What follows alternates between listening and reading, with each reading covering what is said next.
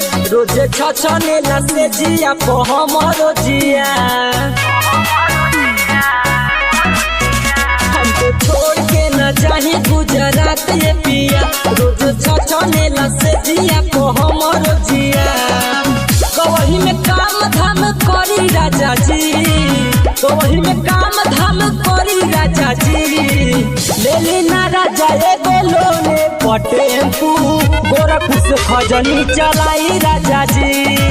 लेली ना राजा एगो लोने टेम्पू अपने शहर में चलाई राजा जी।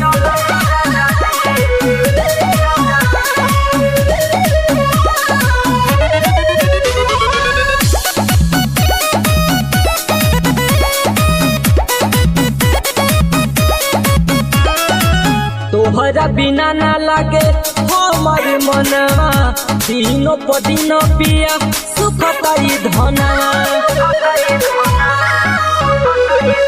तोहरा बिना ना लागे हमार मनवा दिनों प दिन पिया सुखताई धनवा।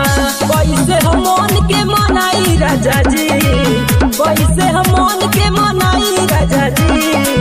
लेली ना राजा एगो लोने टेम्पू गोरखपुर से खजनी चलाई राजा जी। लेली ना राजा एगो लोने टेम्पू करही से बक्सर चलाई राजा जी।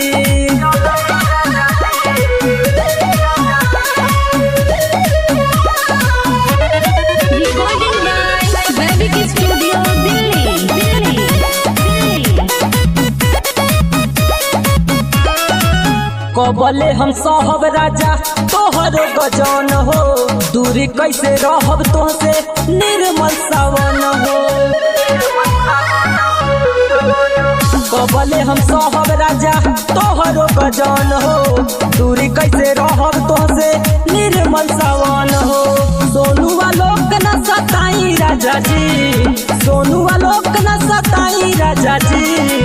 लेली ना राजा एगो लोने टेम्पू गोरखपुर से खजनी चलाई राजा जी। लेली ना राजा एगो लोने टेम्पू करही से बक्सर चलाई राजा जी।